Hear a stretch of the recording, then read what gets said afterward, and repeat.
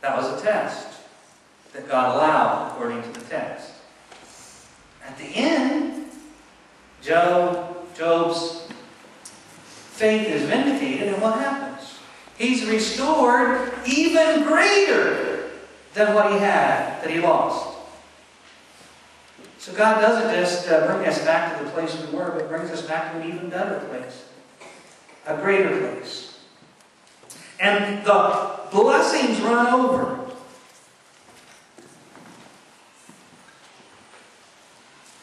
And our Good Shepherd doesn't just do all this in the past and the present, but the Good Shepherd promises to do it for eternity.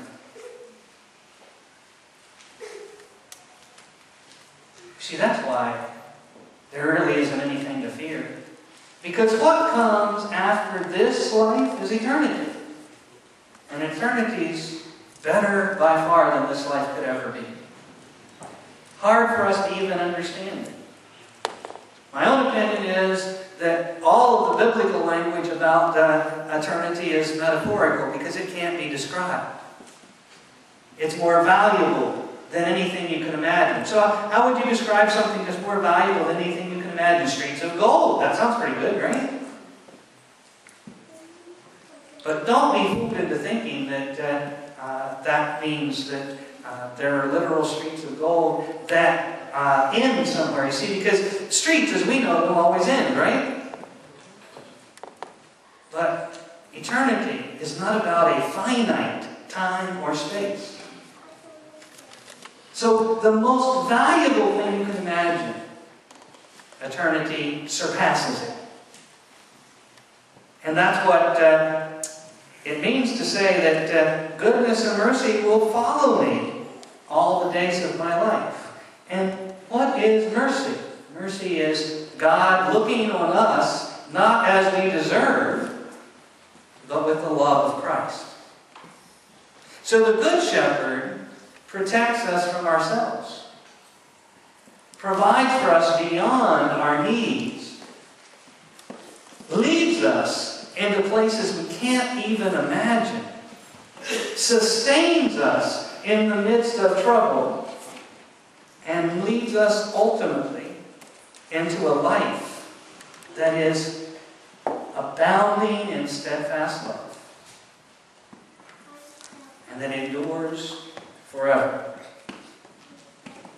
The psalm finishes, I will dwell in the house of the Lord forever. This is what our Good Shepherd wants for us, is that we would know now what our ultimate destiny will be. And because we know what our ultimate destiny will be, we don't have anything in this life that should truly shake us. That doesn't mean that life can't be difficult. Of course it can. And we know that there will continue to be times when it's hard for us to remember our Good Shepherd. But here's the good news, my friends.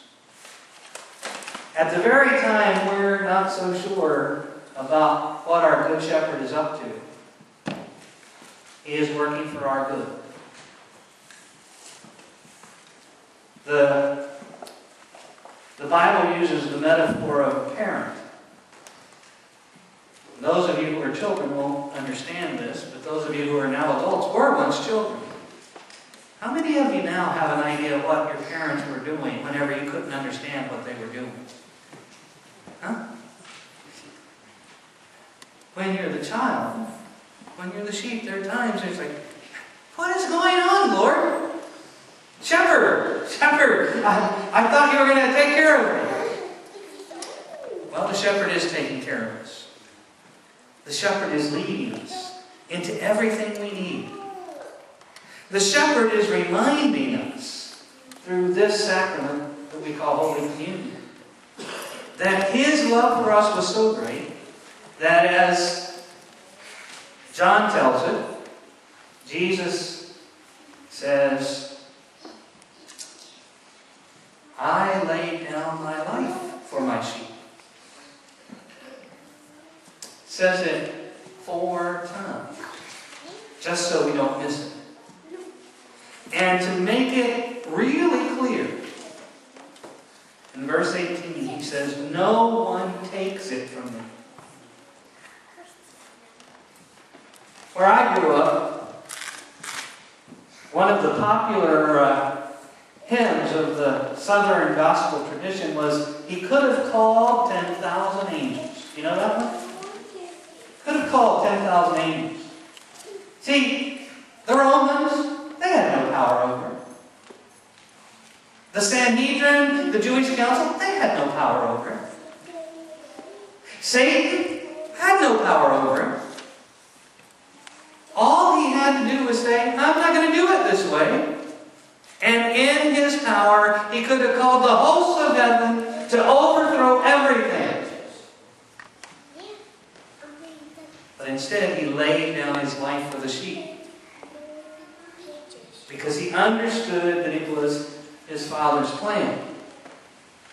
And though we may still sometimes not fully understand how it works, the good news is, it works.